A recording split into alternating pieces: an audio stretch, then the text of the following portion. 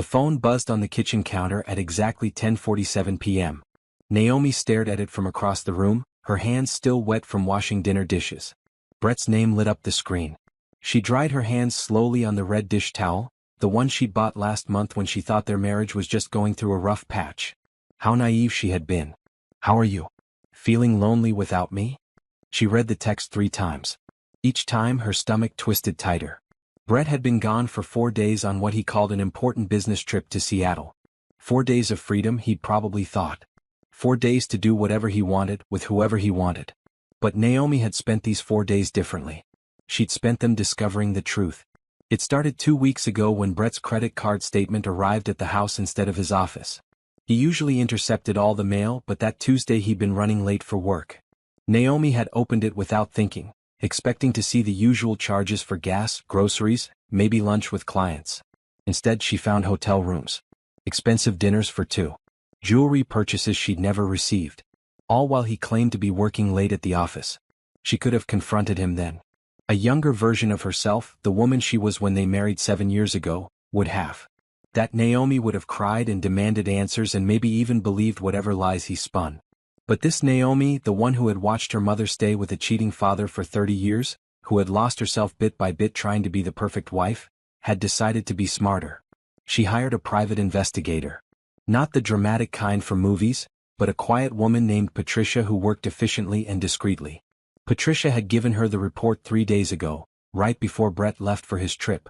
The woman's name was Simone. She worked in Brett's department, had been with the company for 2 years. The affair had been going on for 8 months. 8 months of lies. 8 months of working late and business dinners, and, "I'm too tired tonight, honey." 8 months while Naomi had been trying to fix whatever was wrong with their marriage, reading books about communication and planning date nights that Brett always found excuses to cancel. The phone buzzed again. "I miss you. Can't wait to come home." Naomi felt something shift inside her chest. Not the sharp pain of betrayal anymore. That had come and gone over the past few days. This was something colder, harder. This was clarity. She picked up the phone and typed carefully. "I miss absolutely nothing." She watched the 3 dots appear as Brett started typing, stopped, started again. Her heart beat steady and strong. She wasn't done yet.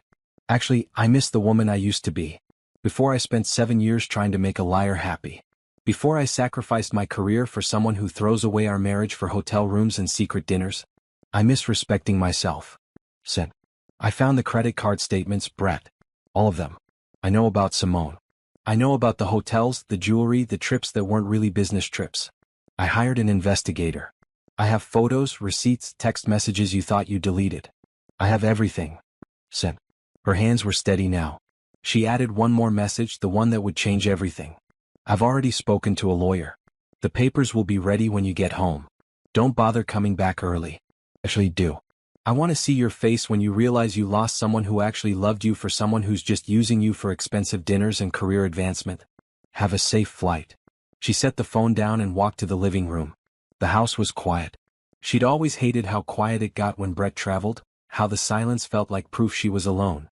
But tonight the silence felt different. It felt like peace. The phone started ringing. Brett's name flashed on the screen. She let it ring. It rang 4 more times over the next 10 minutes.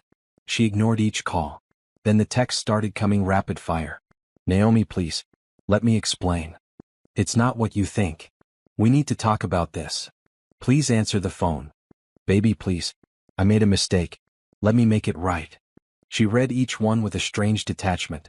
These were the words she might have wanted to hear 2 weeks ago. Now they just looked like panic. Not remorse. Not genuine sorrow. Just fear of consequences. Patricia had told her something during their last meeting. The hardest part isn't discovering the affair. It's deciding what you're worth. Some people think they're worth an apology and promises to change. Others know they're worth more than that. Naomi knew what she was worth. And it wasn't years of therapy trying to rebuild trust with someone who had thrown it away so casually. It wasn't becoming the kind of woman who checks her husband's phone and wonders every time he works late. It wasn't staying small and scared and grateful for scraps of attention. She was worth a fresh start. She was worth the career she'd put on hold. She was worth a life where she didn't feel like she was constantly auditioning for love she should have received freely. Another text came through. "I'm booking the next flight home. We're going to fix this." Naomi typed one final message. There's nothing to fix. You broke it beyond repair. I'll see you in court. She blocked his number, then blocked Simone's number too, just in case. She didn't want explanations or apologies or whatever story they'd concocted together. She wanted them out of her life completely. The rest of the evening passed in a strange calm. Naomi made tea and sat at the kitchen table with her laptop. She opened the file her lawyer had sent her. Divorce paperwork, already half completed. She'd been methodical about this, gathering every piece of evidence, documenting every lie. Brett had no idea how thoroughly he'd destroyed his own life. She thought about their wedding day. How young and hopeful she'd been, believing in forever. Her mother had pulled her aside that morning, squeezed her hand and whispered, "Keep something for yourself. Don't give everything away." Naomi hadn't understood then. She'd thought marriage meant merging completely, becoming one unit, sacrificing your individual dreams for shared ones. But Brett had never sacrificed anything. She'd been the one to leave her job at the marketing firm when he got promoted and needed someone to handle the home front. She'd been the one to move away from her friends and family when his company relocated. She'd been the one to put off having children because he wasn't ready yet, never mind that she was 34 and running out of time if she wanted them. And what had he sacrificed?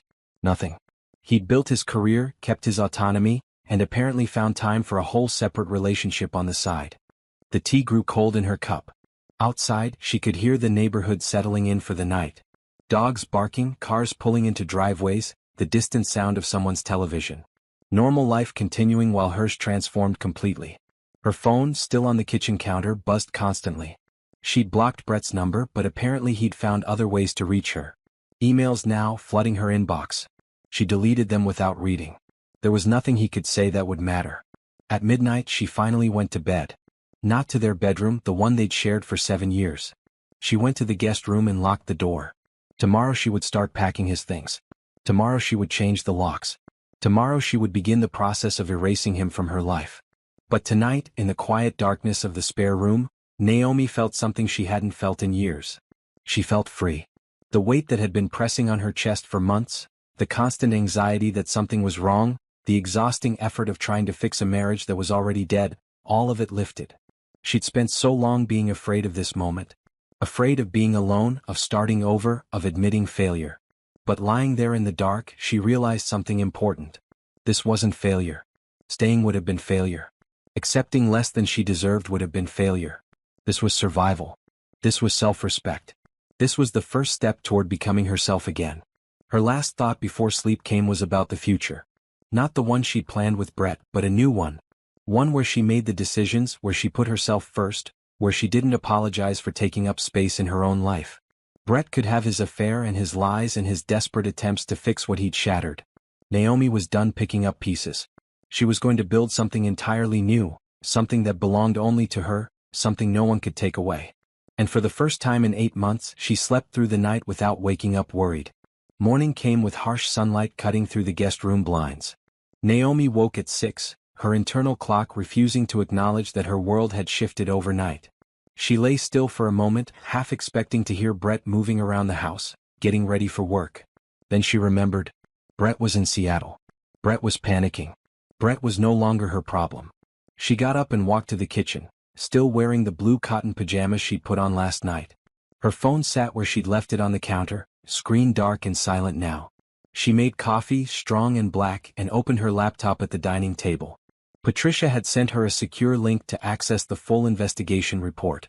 Last week, Naomi had only glanced at the summary. The photos of Brett and Simone leaving hotels together had been enough to make her decision. But now she needed to see everything. Not for the emotional punishment of it, but for practical reasons. Her lawyer had been clear. Documentation was everything. The report was thorough. Patricia hadn't just followed Brett and photographed his meetings with Simone. She tracked his credit cards, his phone records, his travel patterns. The story it told was worse than Naomi had imagined. The affair hadn't started 8 months ago. That's when it became physical, when the hotel rooms and jewelry appeared on the credit card statements. But the emotional affair had been building for over a year. Lunches that ran long. Coffee breaks that happened 3 times a day. Text messages that started professional and slowly became personal, then intimate. Naomi scrolled through screenshots of their messages. Patricia had somehow gained access to Brett's cloud backup, probably through methods Naomi didn't want to know about. The messages made her stomach turn, not because they were explicit but because they were so ordinary. Inside jokes. Complaints about spouses. Brett talking about how Naomi didn't understand him anymore, how she'd changed, how she was always tired or distracted. She read these complaints with grim fascination. She'd been tired because she was managing the entire household alone while he worked late every night, or so he claimed. She'd been distracted because she was trying to figure out how to save their marriage while he was actively destroying it. And Simone. Simone played her part perfectly. Understanding, supportive, always available. Never mind that she was married too. Her husband, according to Patricia's notes, was a consultant who traveled constantly. He probably had no idea his wife was spending her lunch breaks in Brett's car, her evenings at hotels downtown. The financial records were damning. Brett had spent over $30,000 on the affair. Dinners at restaurants they'd never been to together. Weekend trips to wine country that he'd claimed were work conferences. A diamond bracelet purchased 3 months ago, the same week he'd told Naomi they needed to budget more carefully because his commission check was smaller than expected. That memory hit hard. She'd felt guilty after that conversation, like she was spending too much on groceries or her occasional coffee with Tanya. She'd started buying cheaper brands, skipping small treats for herself, trying to be more careful with money. Meanwhile, Brett was dropping $500 on a single dinner with his mistress. Naomi closed the laptop and pressed her palms against her eyes. She wouldn't cry. Not anymore. She'd cried enough over the past week while Brett was still pretending everything was fine. Now it was time to be practical. She called her lawyer, Sharon Mitchell, at 8:30. Sharon answered on the second ring, her voice crisp and professional. Naomi. I was expecting your call. Did you send the messages? Last night. He knows everything. Good. Has he tried to contact you? He called repeatedly. Sent texts and emails. I blocked his number and deleted the emails without reading them. Perfect. Keep doing that. All communication goes through me now. If he shows up at the house, don't let him in. We're changing the locks today. Today. I have a locksmith on standby. He'll be there at 10. I'm also sending someone to help you pack Brett's belongings. Everything gets photographed and documented. He gets his clothes, his personal items, nothing else. Especially no financial documents. Naomi felt a wave of gratitude for Sharon's efficiency. Thank you. I don't think I could do this alone. You're not alone. And Naomi? You're doing the right thing. I've seen too many people try to work it out with cheaters. It never ends well. Trust is like glass. Once it's broken, it's broken. After hanging up, Naomi made more coffee and started listing everything that needed to happen. Joint bank accounts to separate. Credit cards to cancel. Bills to transfer. She'd been so dependent on Brett for financial decisions, letting him handle everything because he said he was better with numbers. Now she saw how that had been another way to control her, to keep her from seeing the money he was spending on someone else. Her phone rang. Not Brett's number but one she didn't recognize. She answered cautiously. Naomi? It's Tanya. Relief flooded through her. Tanya had been her closest friend before the move 3 years ago. They'd stayed in touch, but the distance and Naomi's focus on fixing her marriage had created a gap between them. Tanya. How did you know? Brett's been calling everyone we know, trying to get someone to talk to you.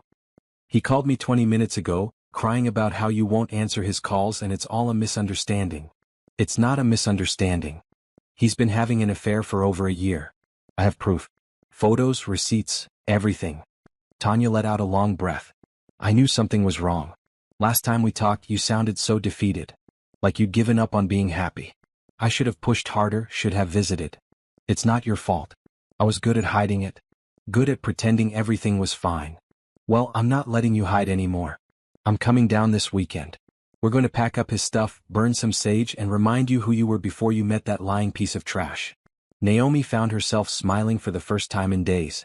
I'd like that. And Naomi? For what it's worth, I never liked him. He always acted like you were lucky to have him when really he was the lucky one. You're brilliant and kind and you deserve so much better. After they hung up, Naomi felt stronger. She wasn't as alone as she'd thought.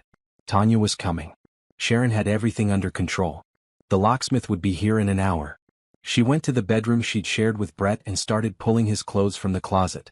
Each shirt, each pair of pants, each tie he'd worn to the office where he met his mistress.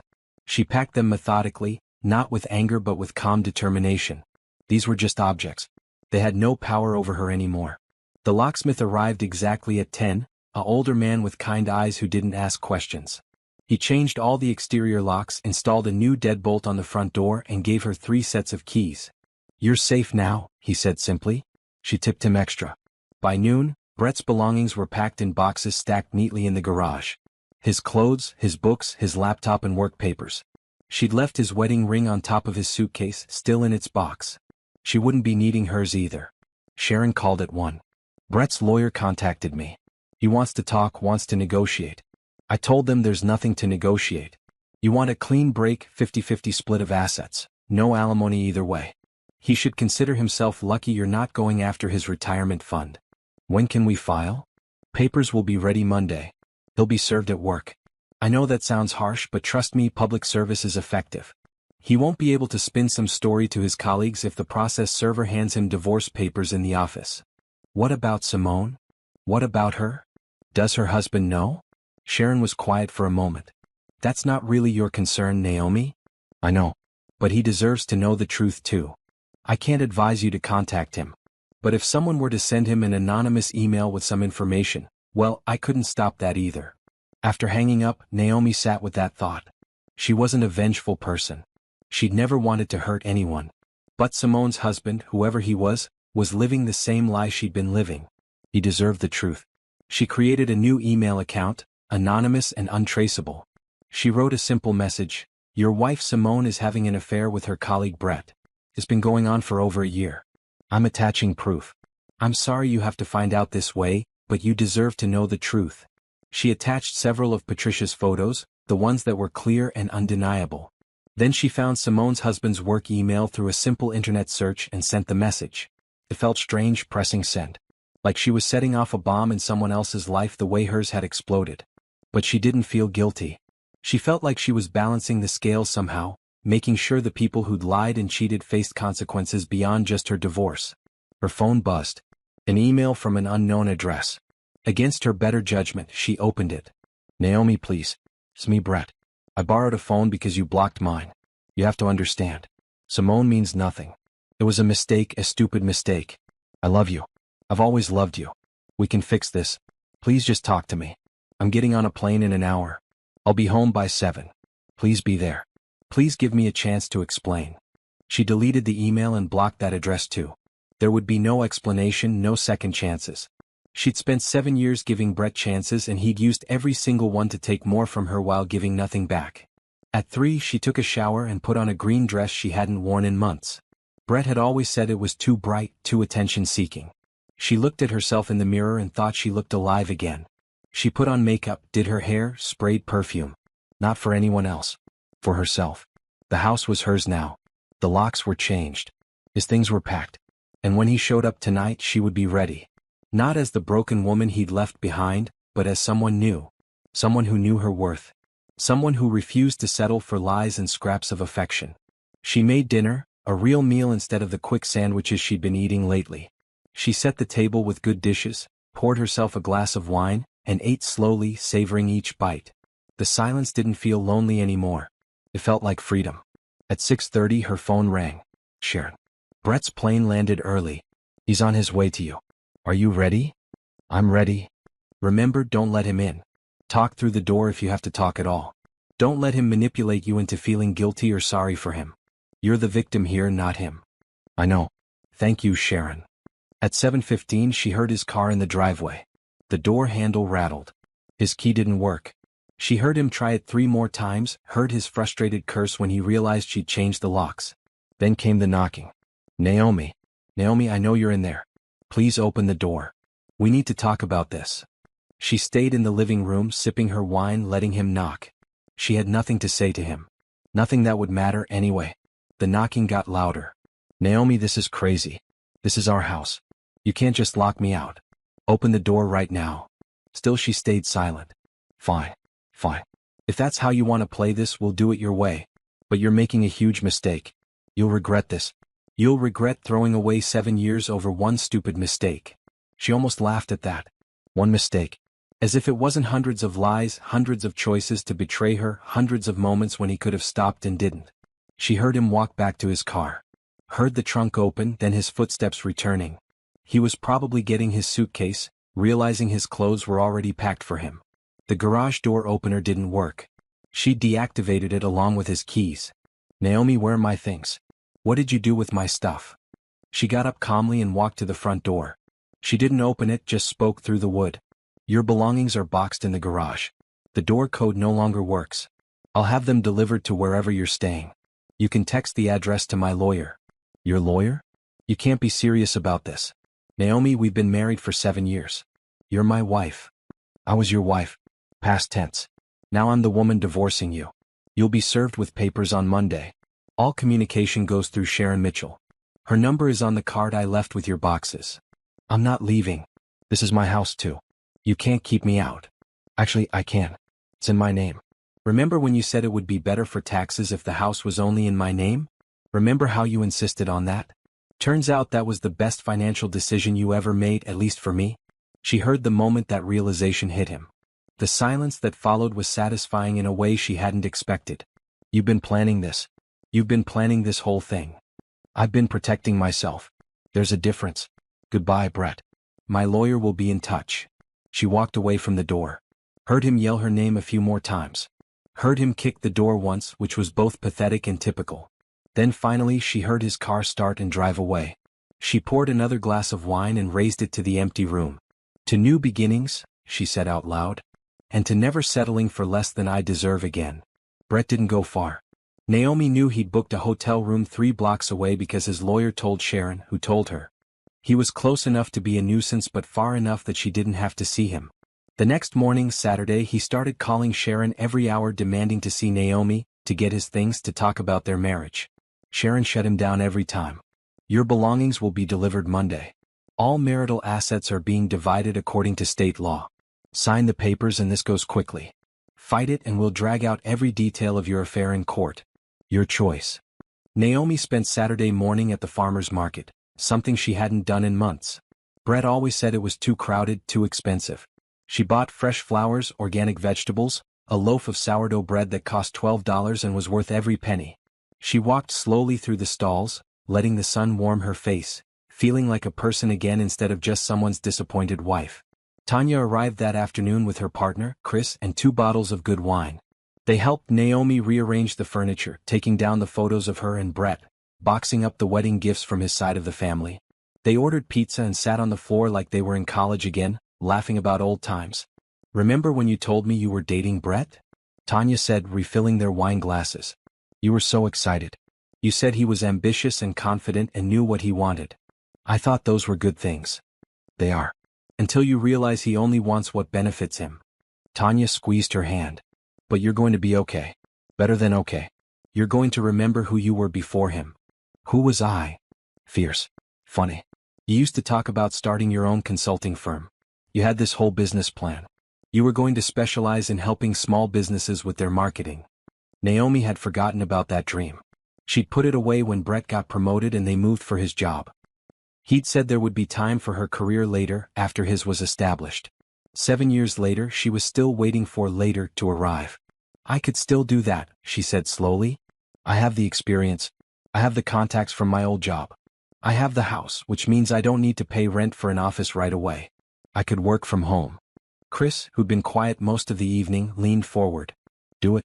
Seriously. The best revenge isn't getting mad. It's building a life so good they realize what they lost. That night, after Tanya and Chris left, Naomi couldn't sleep. Not from anxiety this time, but from excitement. She got up and opened her laptop, pulling up the business plan she'd written 8 years ago. It was still good. The market had changed, but her ideas were solid. She worked until 3 in the morning, updating her plan, researching current rates, reaching out to old contacts.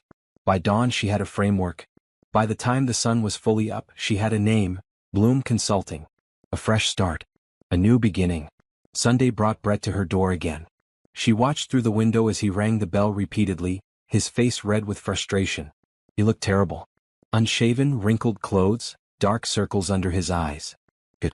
Naomi, I know you're in there. I saw your car. Please, just 5 minutes. That's all I'm asking. 5 minutes to explain. She texted Sharon. He's here again.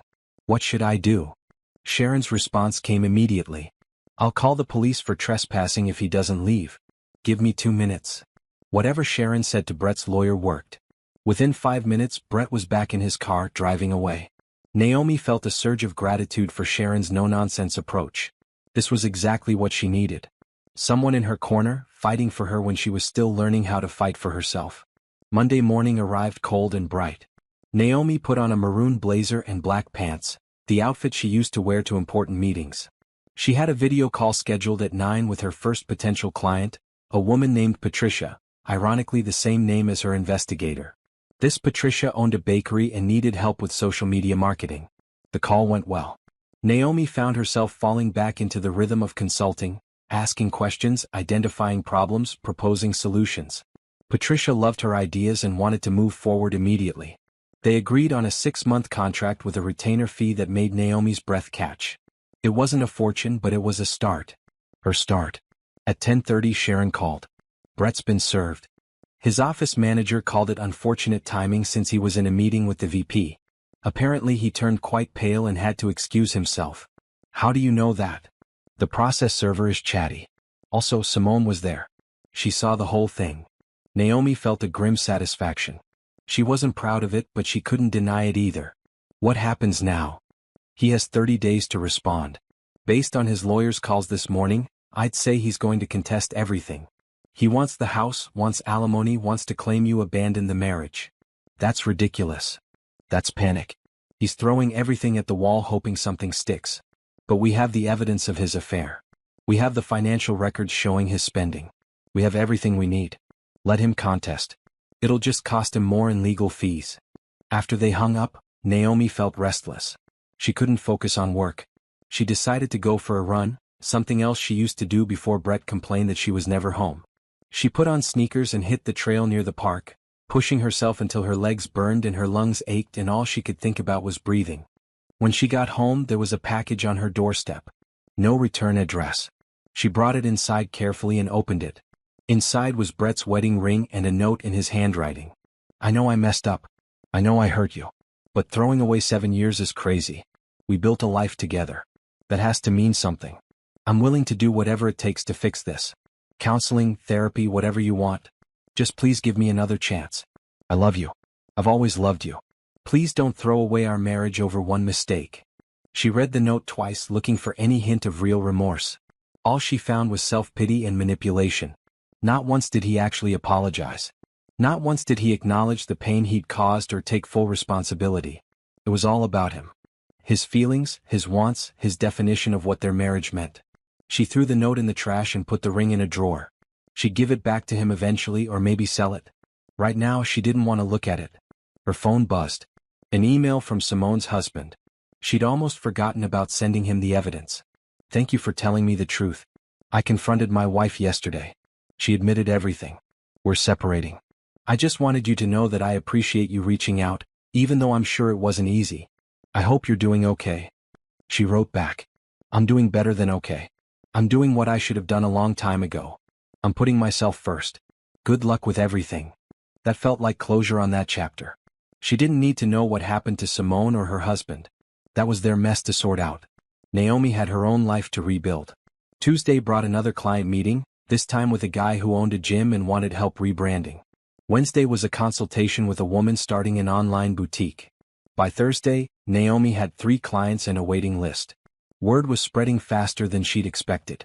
Tanya called that evening. How are you holding up? Honestly, I'm okay. Better than okay. I started my business. I have clients. I'm making money. I feel like myself again. That's amazing. I'm so proud of you. Brett's still trying to contact me through his lawyer. He wants to talk, wants to reconcile. Sharon keeps shutting him down. Of course he wants to reconcile. He's realizing what he lost. Men like him never appreciate what they have until it's gone. He didn't lose me. He threw me away. There's a difference. Exactly. And now he has to live with that choice. Friday afternoon, Naomi was working at her dining table, now converted into her home office, when someone knocked at the door. Not Brett's aggressive pounding. This was softer, hesitant. She looked through the window and saw a woman she didn't recognize. Blonde, well-dressed, looking nervous. Her stomach dropped. Simone. She opened the door but didn't invite her in. You need to leave. Please. Just hear me out. I know you don't want to see me. I know you have every right to hate me. But I need to tell you something. I don't care what you need. Leave now or I'm calling the police. Brett lied to me. The words came out in a rush. He told me you two were separated. He said you were getting divorced anyway and he'd just been waiting for the right time to file papers. He made it sound like your marriage was already over. Naomi stared at her. And you believed him? I know how it sounds, but he was convincing. He showed me an apartment he said he'd rented. He talked about how you'd grown apart. He made it seem like you were just going through the motions until the divorce was final. Did you ever think to verify any of that? Did you ever consider that maybe, just maybe, a married man telling you his wife doesn't understand him might be lying? Simone's face crumpled. I was stupid. I know that now. But I thought we had something real. I thought he loved me. He doesn't love anyone but himself. And I don't care what story he told you or what you thought you had with him. You made a choice. You chose to believe a married man instead of doing the right thing. That's on you. I'm sorry. I know it doesn't mean anything, but I'm truly sorry. You're right. It doesn't mean anything. Now leave before I call the cops for trespassing. Simone turned and walked away, her shoulders shaking. Naomi closed the door and leaned against it. She felt nothing. No anger, no satisfaction, no pity. Just emptiness where Simone was concerned. She texted Sharon. Simone came to my house. I told her to leave. Should I be worried?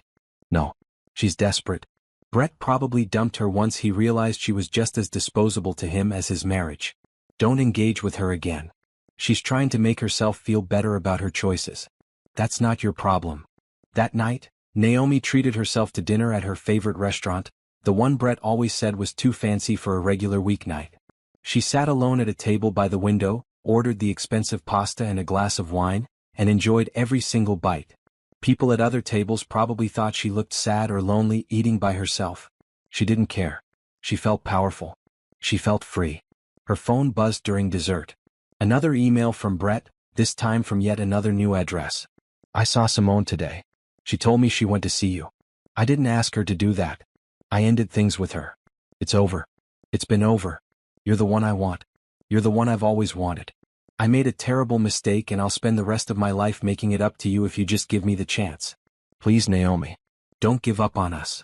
She deleted it without responding. Then she blocked that email address too. How many accounts would he create before he got the message? How many times would she have to tell him no before he understood it was final? She paid her bill and walked out into the cool night air. The street was busy with Friday night crowds, couples holding hands, groups of friends laughing. She used to feel jealous of them back when she was pretending her marriage was fine. Now she just felt content. She was building something real. Something that couldn't be taken away by someone else's choices. As she drove home, she thought about the woman she'd been 3 weeks ago. Anxious, diminished, constantly trying to be enough for someone who would never appreciate her. That woman felt like a stranger now. This woman, the one driving home to her own house with her own business and her own plans, this woman was someone she liked. Someone she was proud to be. And Brett? Brett was just part of the past now. A chapter that was closing whether he accepted it or not. The following week brought a rhythm Naomi had been craving. Wake at 7. Coffee and breakfast at the kitchen table while reviewing client notes. Morning consultations via video call. Afternoon work sessions creating marketing strategies and social media content. Evening walks or yoga or simply sitting on the back porch with a book. No more waiting for Brett to come home. No more wondering if he was really working late or lying. No more checking her phone anxiously when he didn't text back. The freedom of it was intoxicating. Sharon called Monday morning with an update. Brett's lawyer filed his response. He's claiming abandonment, wants spousal support, and is requesting the house as his primary residence. On what grounds? Apparently he's arguing that you forced him out and changed the locks illegally. His lawyer knows it won't work, but they're trying to establish a pattern of you being unreasonable. Don't worry. We have the evidence of his affair, the financial records, everything. The judge will laugh this out of court. How long until this is over? If he keeps fighting? Could be 6 months. If he comes to his senses and signs? Could be 6 weeks. My guess is he'll fold once he realizes how much this is costing him. Naomi hung up feeling frustrated but determined. Brett could drag this out all he wanted. She'd already moved on. Let him waste his money and time fighting a battle he'd already lost. That afternoon, she had a meeting with her fourth client, a young woman named Zara who ran a mobile pet grooming business. Zara was energetic and full of ideas, reminding Naomi of herself at 25. They spent 2 hours brainstorming marketing strategies, and by the end, Naomi had another signed contract. Can I ask you something personal? Zara said as they were wrapping up. You seem really happy. Like genuinely happy. What's your secret? Naomi thought about that. I stopped waiting for permission to live my life. I stopped making myself small to make someone else comfortable.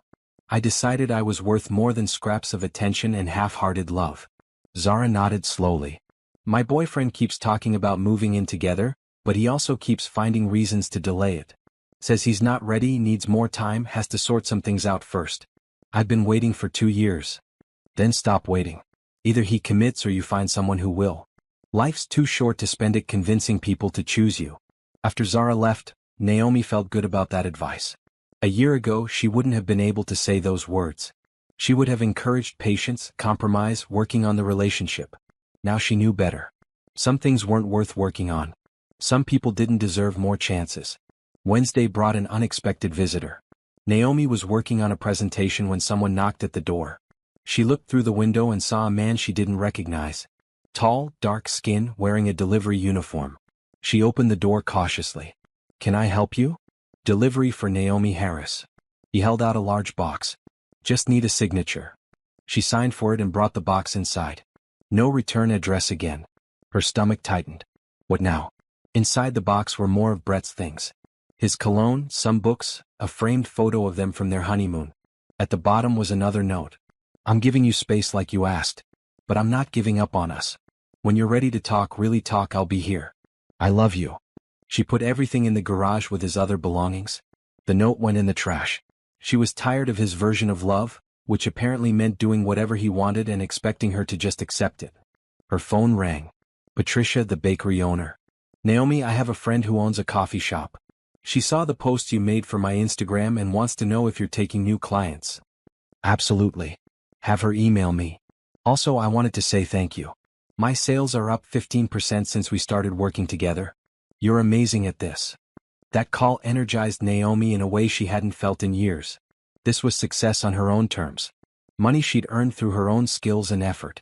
Recognition that had nothing to do with being someone's wife. By the end of the week, she had 6 clients and a waiting list of 3 more. She'd made more money in 2 weeks than she'd made in the past year asking Brett for grocery money. The irony wasn't lost on her. Friday evening, Tanya called. How's the business mogul doing? Good. Really good. I might need to hire help soon if this keeps growing. That's incredible. See, you didn't need him. You never did. I'm starting to realize that. I gave him so much credit for our life together. But really, I was the one managing everything. The house, the bills, the social calendar. He just showed up and took credit. Classic move. Hey, are you free tomorrow? Chris and I want to take you out. There's a new art gallery opening downtown. Wine, cheese, pretentious people talking about color theory. It'll be fun. Naomi hadn't been to an art gallery in years. Brett always said they were boring. I'd love that. Saturday was beautiful. Crisp autumn air, leaves turning gold and red. Naomi put on a blue dress and heels, did her makeup carefully and felt pretty for the first time in months. Not pretty for someone else. Pretty for herself. The gallery was packed with people drinking wine and discussing the paintings. Naomi wandered through the rooms, genuinely enjoying the art. Tanya and Chris introduced her to their friends, and she found herself laughing and talking like a normal person instead of the anxious shell she'd become. A man approached her while she was looking at a painting of a sunrise. What do you think? He asked. Worth the price tag or overpriced nonsense? She turned and saw someone around her age, nice smile, holding a glass of red wine. Honestly? I think it's beautiful. Whether it's worth $8,000, I have no idea. But it makes me feel something, and isn't that the point? I'm Joel. I own the gallery. Naomi. Your space is beautiful. They talked for 20 minutes about art and business and the challenges of starting something new. Joel was easy to talk to, funny without trying too hard. When he asked if he could call her sometime, she hesitated. I'm not really in a place for dating right now. I'm getting divorced. I understand. But maybe we could just be friends? I'm always looking for people who appreciate art. No pressure. She gave him her number, feeling strange about it. Was she ready for this? Even just friendship with a man who wasn't Brett? That night, lying in bed, she thought about Joel's question. What was she ready for? Not a relationship. Definitely not that. But friendship? New experiences? A life that included other people besides her clients and Tanya? Maybe. Maybe she was ready for that. Sunday morning brought another email from Brett. She almost deleted it without reading, but something made her open it. I know you don't want to hear from me. I know I messed up in ways I can't fix. But I need you to know that I'm getting help. I started seeing a therapist. I'm trying to understand why I sabotaged the best thing in my life. I'm not asking you to take me back. I'm not asking for another chance. I just wanted you to know that I see now what I did. I see how much I hurt you. And I'm sorry. Really, truly sorry. She read it 3 times. This was different from his other messages. No manipulation, no demands, no promises he couldn't keep. Just acknowledgement and apology. It didn't change anything.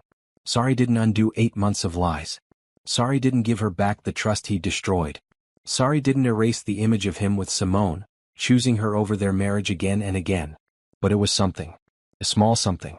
An acknowledgement that maybe, finally, he was starting to understand the weight of what he'd done. She didn't respond. She didn't need to. This wasn't about him anymore.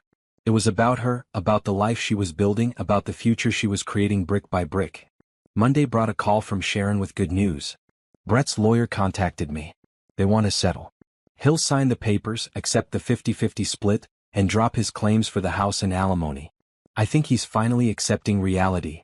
What changed his mind? My guess? The cost of fighting plus the embarrassment of having his affair become public record.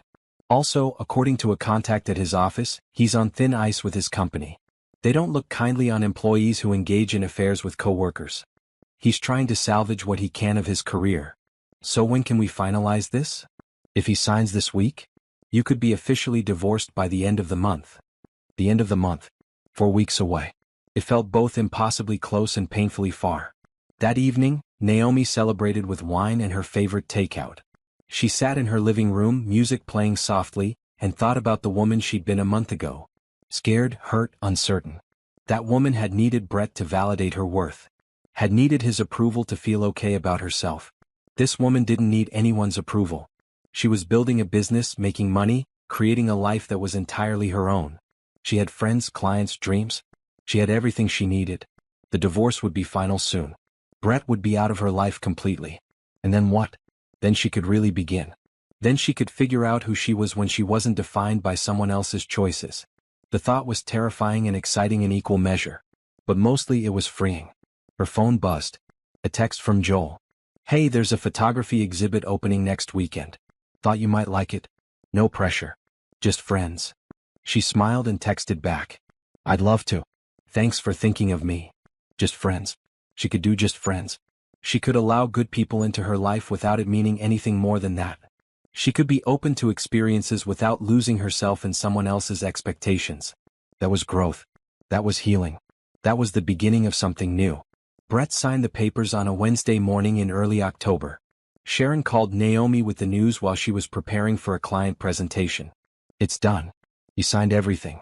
No changes, no last-minute negotiations. The judge just needs to approve it, which should happen in 3 weeks. Naomi sat down slowly. That's it? It's over? Almost. 3 more weeks and you'll be officially divorced. How do you feel? I don't know. Relieved, I think. Maybe a little sad, but not about losing him. More about losing the time I invested in something that was never going to work. That's natural. But Naomi, you're 28 years old. You have your whole life ahead of you. You have a thriving business. You have your health, your friends, your future. Brett is the one who lost something irreplaceable. After they hung up, Naomi sat quietly for a moment. 7 years of marriage, ending with a signature on a form. It felt anticlimactic somehow. She'd expected to feel more. Relief, yes.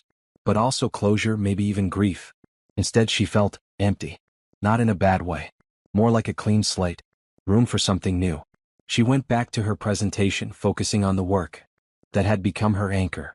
Every morning she woke up with purpose. Every day brought new challenges and victories. The business was growing faster than she'd anticipated. That afternoon, Tanya stopped by with lunch. They sat in Naomi's backyard, enjoying the last warm days before winter arrived. So Brett signed, Naomi said between bites of her sandwich. How do you feel about that? Honestly, I feel nothing. He's just become this person I used to know. Someone from my past who doesn't affect my present anymore. That's healthy. It means you've really moved on. Tanya paused. Have you thought about what comes next? Dating again maybe? Not really. I mean, Joel and I have been to a couple of exhibits together. He's nice. We have good conversations. But I don't think I'm ready for anything serious. Joel from the gallery? The one who's been texting you constantly? He doesn't text constantly. Maybe once or twice a week. Tanya grinned. Girl, that man is interested. You know that, right? I know. But I've been clear about just being friends. I need time to figure out who I am outside of a relationship before I get into another one. Smart. But don't close yourself off completely. Not everyone is Brett. That evening Joel called. Hey, are you free Thursday? There's this new restaurant opening downtown. Great reviews, supposed to have amazing food. I thought we could check it out. That sounds nice. What time? 7? I can pick you up. I'll meet you there. Text me the address. After hanging up, Naomi wondered if she was being overly cautious. Joel was clearly interested in more than friendship, and if she was honest, she enjoyed his company. But the thought of dating again, of letting someone new into her life in that way, made her nervous. She decided to take it slow. One dinner. See how it felt. No pressure, no expectations. Thursday arrived with rain and gray skies. Naomi almost canceled, but something made her push through the reluctance. She put on a red dress, did her hair, and drove to the restaurant. Joel was waiting outside, holding an umbrella. He smiled when he saw her. You made it?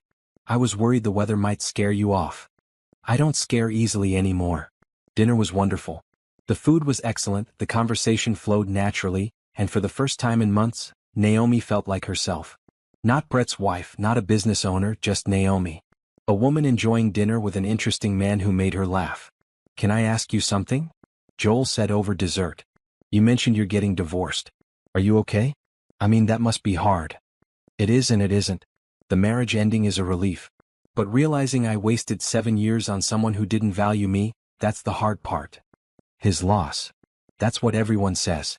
But it doesn't feel like a loss for me. Feels like I dodged a bigger disaster. If I'd stayed, if I tried to make it work, I'd have lost myself completely. Joel nodded. My ex-wife cheated on me. Different situation, but I understand that feeling.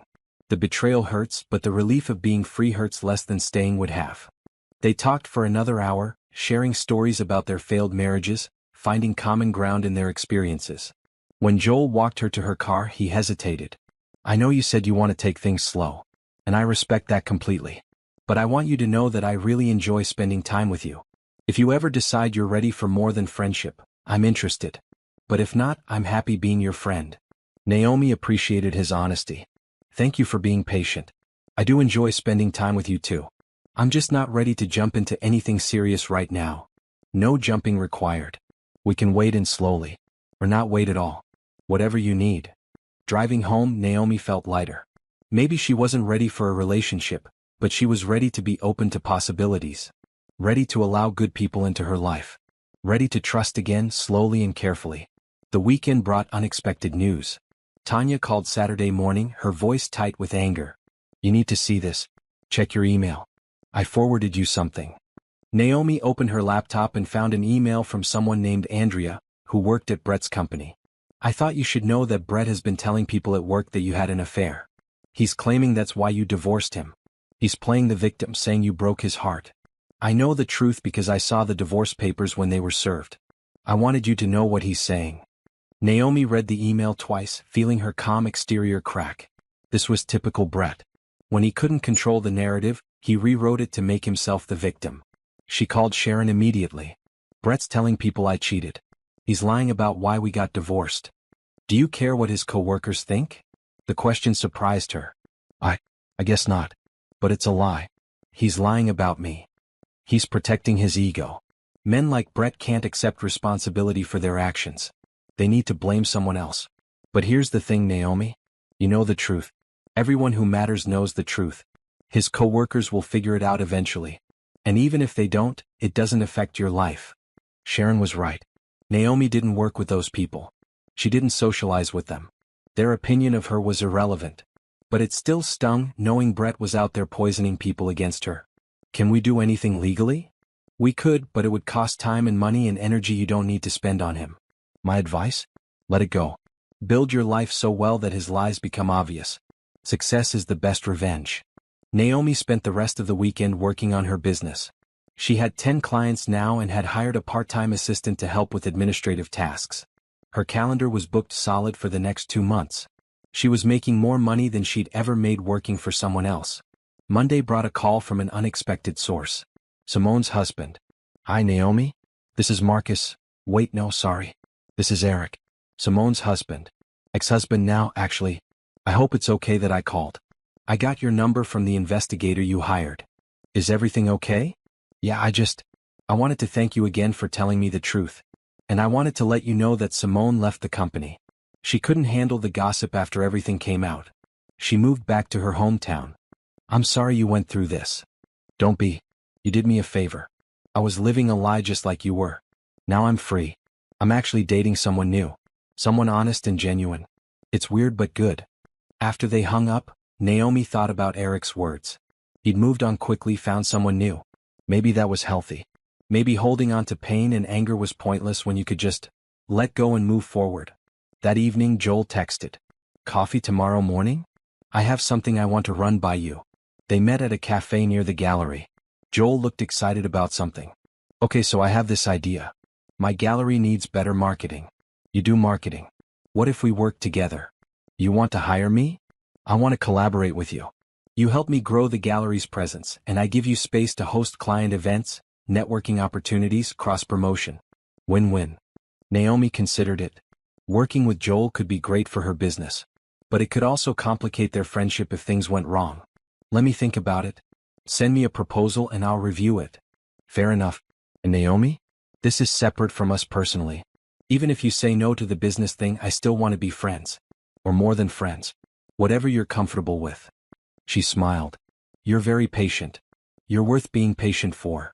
The next few weeks passed in a blur of work and finalizing divorce details. Brett stopped contacting her completely, which was both a relief and somehow unsettling. Sharon said he was focused on salvaging his career, which had taken a serious hit after the affair became known. His company didn't fire him, but they did remove him from his management position. He's back to being a regular account executive. Significant pay cut. Apparently Simone wasn't the first co-worker he'd been inappropriate with. Just the first one who got caught publicly. Naomi felt nothing hearing this. Not satisfaction, not pity. Just indifference. Brett's consequences were his own. She'd moved on. The divorce was finalized on November 1st. No ceremony, no drama. Just a phone call from Sharon saying, "It's official. You're free." Naomi hung up and sat quietly in her home office. Free. She was free. 7 years of marriage over. A chapter closed. A new one beginning. She didn't cry. She didn't celebrate. She just sat with the feeling of being unmarried for the first time in her adult life. It felt strange and comfortable all at once. That evening she went to dinner with Tanya, Chris and Joel. They toasted her new beginning with good wine and better food. To Naomi, Tanya raised her glass. The strongest person I know. May your future be filled with people who deserve you. To new beginnings, Naomi added. And to never settling for less than I'm worth again. Joel caught her eye across the table and smiled. There was promise in that smile. Not pressure, just possibility. Maybe someday she'd be ready to explore that possibility. But not yet. Right now she was content being single, being successful, being exactly who she wanted to be. The divorce was final. Brett was truly part of her past now. And the future? The future was wide open. December arrived with cold wind and early darkness. Naomi found herself busier than ever, juggling 12 clients and preparing for the holiday rush. Businesses needed marketing help for end-of-year sales, and her calendar was packed solid through January. The divorce paperwork sat in a folder on her desk. She'd received the final documents last week, making it official. Naomi Harris was no longer Naomi Harris Bradford. She dropped Brett's name immediately, feeling lighter without it attached to hers. Sharon had called that morning with final financial updates. The house is yours along with your car and your business assets. Brett got his car, his retirement account, and half the savings. Clean split. You're completely free of him now. Did he say anything? When he got the final papers. His lawyer said he signed them without comment. I think he's finally accepted it's over. Naomi should have felt relief. She did feel relief. But there was also a strange emptiness. 7 years of her life, reduced to legal documents and asset divisions. It felt wrong somehow, even though ending the marriage was absolutely right. She threw herself into work, finding comfort in the steady rhythm of client calls and strategy sessions. Her business had grown beyond her wildest expectations. She'd hired 2 more part-time assistants and was considering renting actual office space instead of working from home. Joel had become a regular part of her life. They met for coffee twice a week, went to gallery openings, sometimes just walked through the park talking about everything and nothing. He never pushed for more, never made her feel pressured. He was just there. A steady, kind presence. One Thursday afternoon, he invited her to his place for dinner. "I'm actually a decent cook. Nothing fancy, just pasta and salad. If you're comfortable with that." She hesitated. Dinner at his place felt different than meeting in public spaces. More intimate. But Joel had been nothing but respectful for 2 months. She trusted him. "I'd like that. What can I bring?" "Just yourself." His apartment was cozy and filled with art. Not expensive pieces but interesting ones. Photography, small paintings, a sculpture made from driftwood. The space felt creative and alive. "This is amazing," Naomi said, walking slowly through the living room. "Did you collect all this?" "Some I bought from artists I believe in. Some were gifts. That photo series came from a student showing at my gallery 5 years ago. She's famous now, but back then she was just a kid with a camera and a dream." Dinner was simple and delicious. They ate at his small kitchen table, talking about their days, their plans for the holidays, their hopes for the new year. "Can I ask you something?" Joel said as they were cleaning up. "You've been divorced for a month now. How are you doing?" "Really doing?" Naomi considered the question. "I'm good. Better than good. My business is thriving. I have great friends. I'm happy. But sometimes I feel guilty about how quickly I moved on. Everyone expects me to be more damaged, I think. More hurt. And I was hurt. I am hurt. But mostly I'm just relieved." "Is that wrong?" "Why would that be wrong?" "Because I spent 7 years married to him. Shouldn't I grieve more? Shouldn't I be sadder about it ending?" Joel set down the dish he was drying. "You grieved while you were still married. You grieved every time he chose his affair over you. Every lie, every betrayal, every time he made you feel small. You did your grieving already. Now you're just living." His words hit something deep inside her. He was right. She had grieved. She'd cried herself to sleep dozens of times during those last months, sensing something was wrong but not knowing what. She'd mourned her marriage long before the divorce papers were filed. "Thank you for understanding that.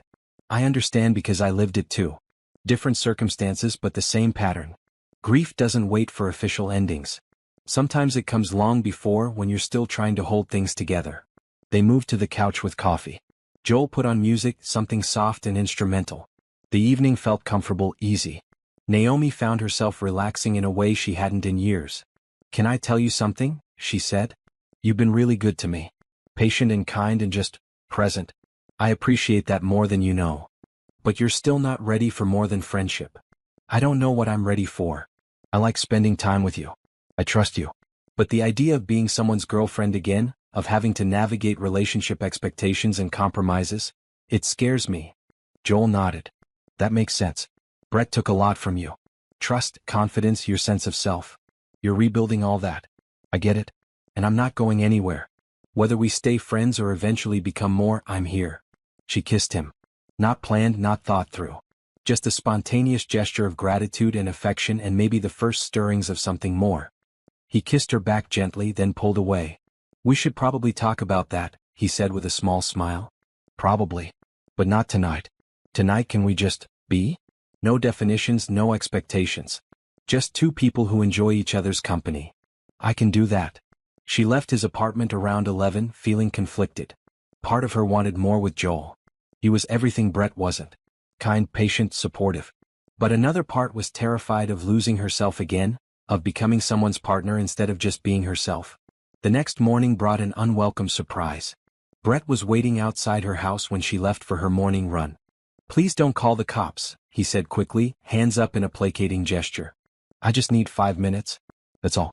5 minutes and I'll leave and never bother you again." She should have gone back inside, called Sharon, had him removed for violating their agreement. Instead, something made her stop. 5 minutes. Talk. "I messed up. I know you know that, but I need to say it. I destroyed the best thing in my life. I was selfish and stupid and I took you for granted.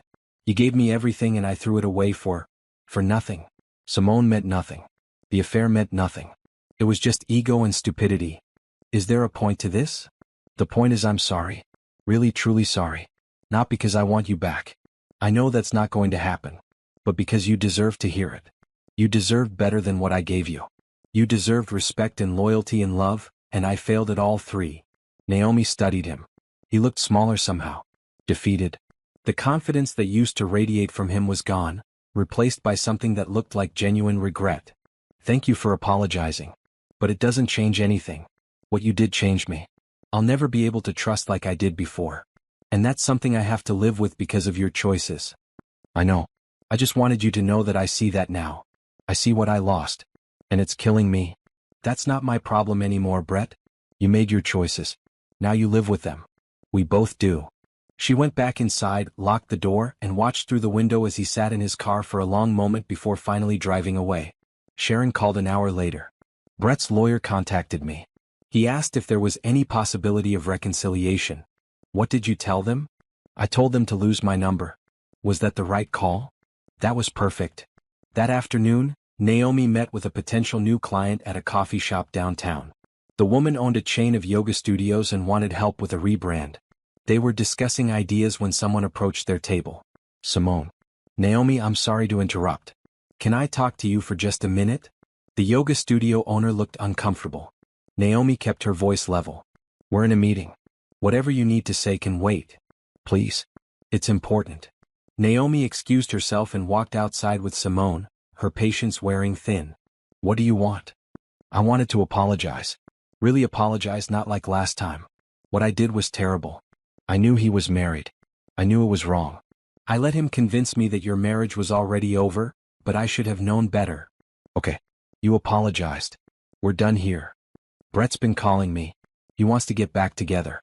He says you won't take him back, so maybe we should try again. I told him no, that I'm done with all of this. But I thought you should know.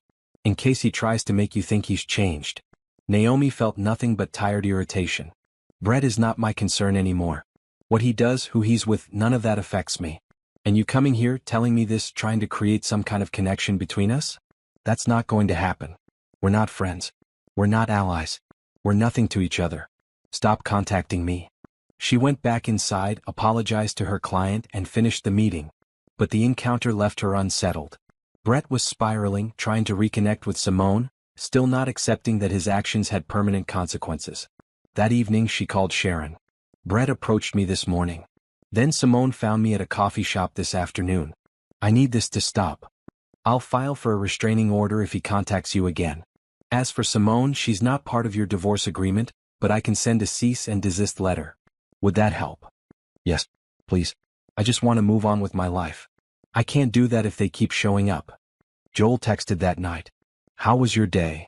She almost told him about Brett and Simone but decided against it. That was her past. Joel was possibly her future. She didn't want to contaminate the new with the old. Busy but good. Landed a new client. 3 yoga studios. That's amazing. Want to celebrate? There's a holiday market downtown this weekend. Food, music, local artists. Very festive. I'd love that. The weekend market was exactly what she needed. Joel was right about it being festive. Lights everywhere, the smell of cinnamon and pine, people laughing and shopping. They wandered through the stalls, trying samples of food, looking at handmade crafts. Can I buy you something? Joel asked. A Christmas present? Christmas is 3 weeks away. So? I'm impatient. She laughed. Okay. Surprise me. He bought her a small painting of a sunrise. Blues and oranges and pinks blending together. You said once that you liked the sunrise painting at my gallery. This reminded me of that. She was touched by the thoughtfulness. It's beautiful. Thank you. You're welcome. And Naomi? I know you're still figuring things out. But I want you to know that when you're ready, if you're ever ready, I'm here. Not as a replacement for what you lost. As something new. Something better. She kissed him again, this time not from impulse but from genuine affection. Maybe she wasn't ready for a full relationship yet. But she was ready to be open to the possibility. Ready to let someone good into her life. That night, she hung the painting in her bedroom where she could see it first thing every morning. A reminder that new days always came, no matter how dark the night before had been. January brought bitter cold and a fresh start. Naomi had closed out her best year in business, exceeding her financial goals by 40%. She'd hired a full-time assistant and rented a small office space in a converted warehouse downtown. The office had exposed brick walls, large windows, and exactly the creative energy she'd been craving. Tanya helped her move in on a Saturday along with Chris and Joel. They spent the day arranging furniture, hanging artwork, and setting up her workspace. "This is incredible," Tanya said, looking around the finished office. "You built this, all of this, in less than 6 months." Naomi felt proud looking at the space. This was hers. Every piece of furniture, every client relationship, every success. She'd done this alone, without Brett's input or money or support. She'd proven to herself that she was capable of more than she'd ever imagined. "Dinner on me," she announced. "Let's celebrate properly." They went to a restaurant Naomi had wanted to try, one of those trendy places with small plates and creative cocktails. The conversation flowed easily, for friends enjoying good food and better company. Joel's hand found hers under the table at one point. She didn't pull away. They'd been slowly, carefully becoming more than friends over the past month. Nothing official, no labels, just a natural progression that felt right. "Speech," Chris said, raising his glass. "To Naomi, who turned the worst year of her life into the best year of her life. You're an inspiration." To Naomi, everyone echoed. She felt emotion rise in her throat. "Thank you, all of you. I couldn't have done this without your support. And I want you to know that I'm not the same person I was a year ago. I'm stronger. I'm braver. I know what I'm worth now. And I'll never settle for less than that again." Monday morning brought unexpected news. Patricia, her private investigator, called. "Naomi, I thought you should know. Brett lost his job." "What? When?" "Last week." The company did an internal review after complaints from multiple female employees. Brett's affair with Simone wasn't the only inappropriate relationship he'd had at work. They terminated him for creating a hostile work environment. Naomi should have felt satisfaction. Instead, she felt nothing. Brett's consequences were his own making. She'd moved past needing to see him fail to feel better about herself. "Thank you for letting me know. There's more. He's been calling around, trying to get hired at other companies. But word has spread in the industry. His reputation is damaged. Several recruiters have told people that he's basically unhireable in his field right now." After hanging up, Naomi sat with this information. Brett's entire life was falling apart. His marriage gone, his job gone, his reputation destroyed. A year ago, she would have felt guilty somehow, like she'd contributed to his downfall. Now she recognized the truth. Brett had destroyed his own life. His choices, his consequences. That afternoon, she had lunch with the yoga studio owner, Zara's friend, who'd become a good friend herself. Her name was Riley, and she was hilarious and direct in a way Naomi appreciated. "I heard about your ex," Riley said between bites of salad. "Word travels fast in the business community. Apparently he's been blacklisted by every major company in the region." "How did you hear about that?" "My brother works in recruiting. He said Brett's name came across his desk last week and the VP personally killed the application. Said they'd heard things about him and didn't want that liability. I don't know how to feel about that." "You should feel nothing. He made his choices. This is just consequences catching up. You're not responsible for his actions or their results." Riley was right. But it was still strange watching Brett's life unravel from a distance.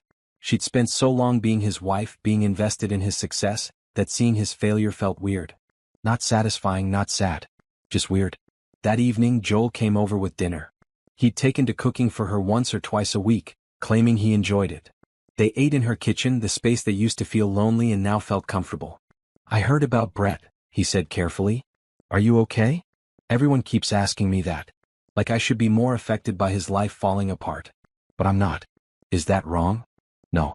It's healthy. You've separated yourself from him emotionally. His problems aren't your problems anymore." "When did you get so wise about this stuff?" "When my ex-wife's affair partner left her and she tried to come back to me.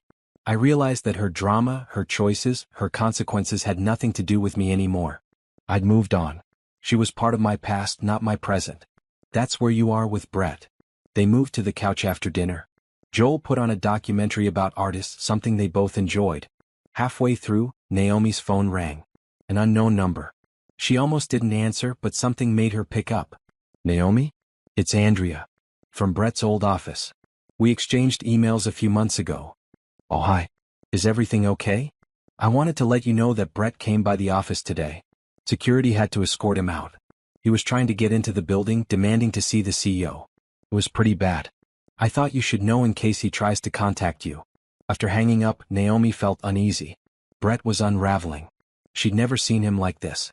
Even during the divorce he'd maintained some composure. Now he was acting desperate. She called Sharon immediately. "Brett's losing it. He was removed from his old office by security today. I'm worried he might show up here. I'll file for that restraining order tomorrow morning. In the meantime, keep your doors locked. If he shows up, call the police immediately. Don't engage with him." Joel stayed that night, sleeping on the couch despite Naomi's offer of the guest room. "I'm not leaving you alone if he might show up. We can keep things appropriate, but I'm staying." She appreciated his protectiveness without it feeling controlling. He was giving her space while also being present. That balance was new to her. Brett had always been either completely absent or suffocatingly controlling. Joel was neither. The next morning brought the restraining order. Sharon served it herself, finding Brett at a coffee shop near his old office. She called Naomi afterward. He didn't take it well. Started yelling about how you're ruining his life. I reminded him that he ruined his own life and this is just protecting you from his poor decision-making. The order is active immediately. If he comes within 500 feet of you, your home or your office, he'll be arrested. That should have brought relief. Instead, Naomi felt sad. Not for Brett specifically, but for how far he'd fallen. The man she'd married 7 years ago, confident and ambitious, had become this desperate person making scenes in coffee shops. She pushed those thoughts aside and focused on work. She had 3 client meetings scheduled, a proposal to finish and a new marketing campaign to launch. Her business was thriving. That's what mattered. By the end of the week, Brett seemed to have finally accepted reality. No more phone calls, no surprise appearances, no desperate attempts to contact her. The silence was golden. Naomi took Joel to her office that Friday evening, wanting to show him the space without their friends around. He walked through slowly, looking at everything. "You did this in 6 months, he said almost to himself. "Built an entire business from nothing while going through a divorce. That's incredible. I had a lot of motivation to succeed. Proving to myself that I didn't need Brett was powerful. But you're not doing this just to prove something anymore, are you? You're doing it because you love it." He was right. Somewhere along the way, her business had stopped being about escape or revenge and had become about passion. She genuinely loved this work, loved helping businesses grow, loved the creative challenge of it. "When did you get so good at reading me? I pay attention. You're worth paying attention to." She kissed him. They'd been dancing around this for months, taking it slow, being careful. But standing in her office, in the space she'd created, with a man who supported her without trying to control her, she felt ready. Ready to risk her heart again. Ready to try. "I want this," she said. "Us, I mean. Not just friends. Something more." "Are you sure? I don't want you to feel pressured." "I'm sure. You've been patient and kind and you make me feel like myself. I want to see where this goes." Joel smiled, the kind of smile that reached his eyes. "I want that too. Have for months. But Naomi, we do this at your pace. No rushing, no pressure. Just us figuring it out together. Together. I like that word." They had dinner that night at a small Italian place, officially their first date as a couple. It felt different knowing they were moving forward together, not just circling around possibility. Over dessert, Joel asked, "What do you want?" "For the future, I mean. Not just business but life." Naomi thought about that. "I want to keep growing my business. Maybe eventually publish a book about marketing strategies for small businesses. I want to travel more. I want to try new things without worrying if someone else approves. I want to build a life that's fully mine. And relationships. Do you see that as part of your future?" "I do. But not like before. Not losing myself in someone else. Being a partner without disappearing. Maintaining my identity while sharing my life. Is that possible? With the right person? Absolutely. I'm not looking for someone to complete me or fix me or fill some void. I'm looking for someone to share adventures with while we both stay whole and independent. Someone who makes life better without being my whole life." That sounds perfect. Walking back to her car later, hand in hand with Joel, Naomi felt genuinely happy. Not the anxious happiness of early relationships, always waiting for something to go wrong. This was peaceful happiness. Contentment. The feeling of being exactly where she was supposed to be. Her phone buzzed with a text from Tanya. "Heard Brett got a job. In another state. Moving next month. Thought you'd want to know." So Brett was leaving. Starting over somewhere else, hopefully learning from his mistakes. She wished him well genuinely. Not because she forgave what he'd done, but because his happiness or failure no longer affected hers. She texted back, "Good for him. Hope he finds what he's looking for." And she meant it. Brett was her past. Her business, her friends, Joel, the life she was building, that was her present and future. She'd wasted enough time looking backward. From now on she was only moving forward. February brought planning for the future. Naomi's business celebrated its 6-month anniversary, and she threw a small party at her office. Clients, friends, colleagues, all gathered to celebrate what she'd built. Riley gave a toast. 6 months ago, Naomi started this business with nothing but determination and talent. Now she has 15 regular clients, 3 employees, and a reputation as one of the best marketing consultants in the region. That's not luck. That's hard work and brilliance. Here's to many more successful years. Everyone cheered.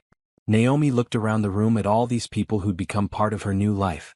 None of them knew the woman she'd been a year ago, small and scared and living for someone else's approval. They only knew this Naomi, the one who'd reclaimed herself. Joel stood beside her, his hand resting lightly on her back. They'd been officially together for a month now, taking it slow but steady. He'd never once made her feel like she had to choose between her business and their relationship. He understood that her work was part of her identity, not competition for her attention. "You did good," he whispered. "This is all you." After the party they went back to her place. Joel had started keeping some clothes there, staying over a few nights a week.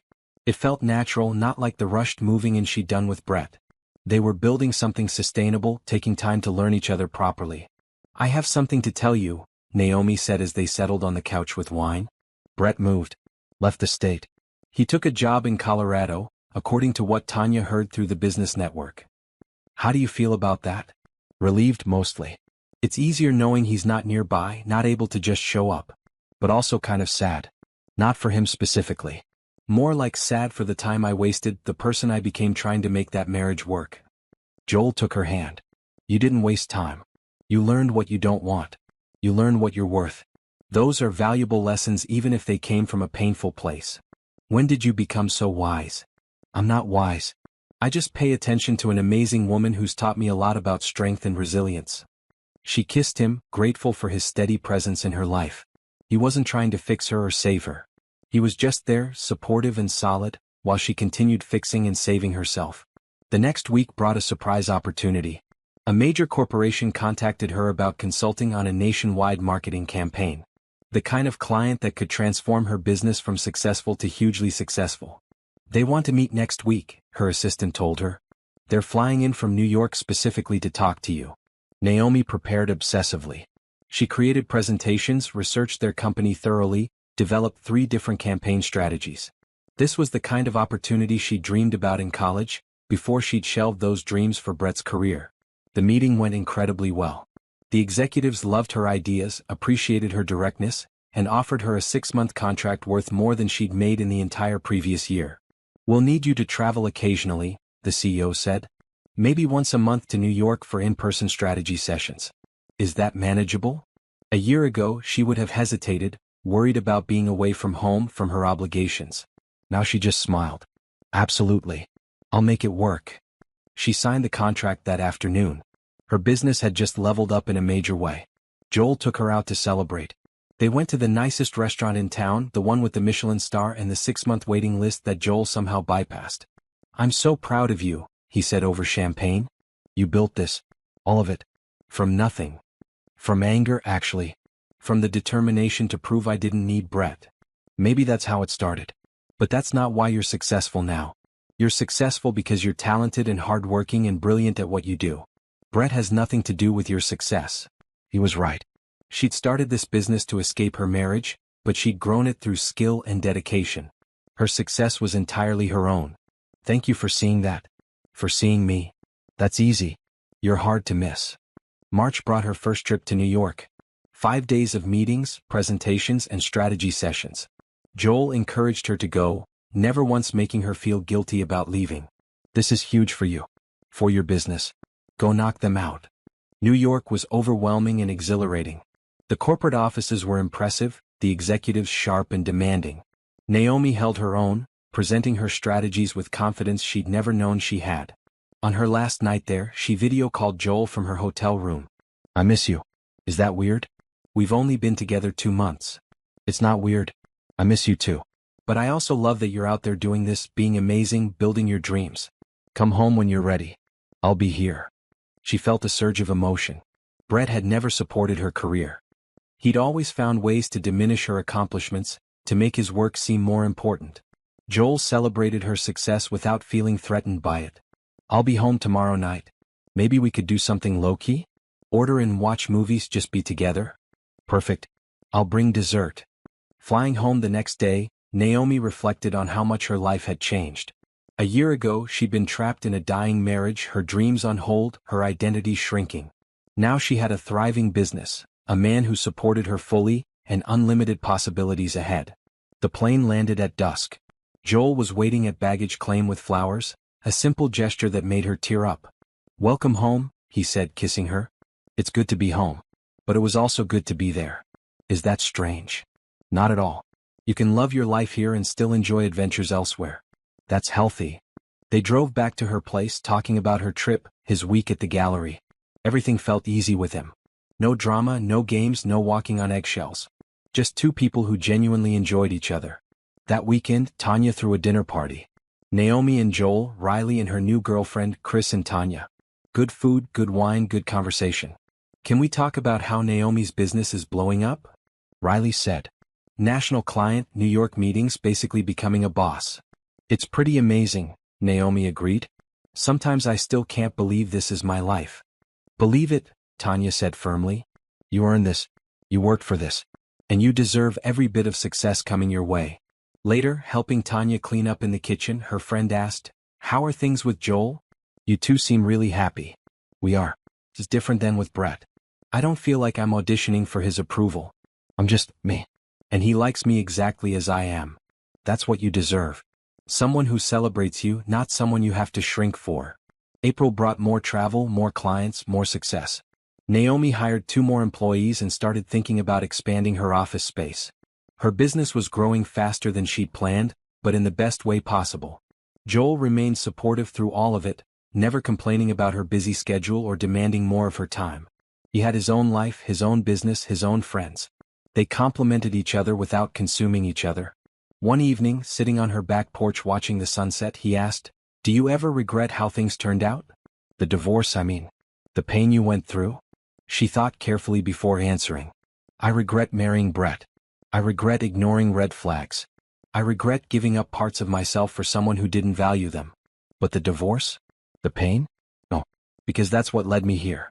To this life, this business, this version of myself. If I hadn't gone through that, I wouldn't have fought so hard to become who I am now." That's a healthy way to look at it. Therapy helps. I started seeing someone a few months ago. Working through trust issues, rebuilding my sense of self, learning to recognize red flags. It's been good. I'm glad you're taking care of yourself. I have to. No one else will do it for me. That's something I learned too late with Brett. I kept waiting for him to take care of me emotionally, to meet my needs, to be the partner I needed. But that wasn't his job. It was mine. I had to take care of myself first. May brought warm weather and new opportunities. Naomi was approached about speaking at a marketing conference. Teaching a workshop on building a business from scratch. 6 months ago she would have said no, too intimidated. Now she said yes immediately. The workshop was terrifying and exhilarating. 50 people in a room, all looking to her for guidance. She talked about her journey, the lessons she'd learned, the mistakes she'd made. She didn't mention Brett by name, but she didn't hide the fact that her business had grown from the ashes of a failed marriage. "Sometimes the worst things that happen to us become the catalyst for the best things," she told the room. "My divorce destroyed the life I thought I wanted. But it forced me to build the life I actually needed. And that life is better than anything I could have imagined back when I was trying to save my marriage." The response was overwhelming. People came up afterward to thank her, to share their own stories, to tell her she'd inspired them. She drove home feeling like she'd found a new purpose. Not just building businesses but helping others rebuild their lives. Joel was waiting with dinner when she got home. "How did it go?" "Amazing. Scary but amazing. People actually listened. They cared about what I had to say." "Of course they did. You have valuable experience and wisdom to share. Plus you're a natural speaker. I want to do more of this. Workshops, maybe online courses. Helping people who are starting over, whether from divorce or job loss or whatever. Helping them see that endings can be beginnings. Then do it. You've already proven you can build one successful business. Why not expand?" That night she started planning. A second branch of her company focused on coaching and workshops. helping people transition from old lives to new ones. It felt meaningful in a way pure marketing consulting never had. By the end of May, she had a plan. By June, she'd launched her first online course, Rebuilding After Divorce, Reclaiming Your Identity, sold out in 3 days. You're becoming an empire, Tanya joked. Remember us little people when you're famous. But Naomi didn't want fame. She wanted impact. She wanted to help people the way she wished someone had helped her a year ago. She wanted to be the voice telling women they didn't have to stay small, didn't have to accept less, didn't have to lose themselves in someone else's life. Her business thrived. Her relationship with Joel deepened. Her confidence grew. She was becoming someone she'd never imagined being back when she was married to Brett. Someone powerful, independent, successful. Someone who knew her worth and refused to settle. And the best part?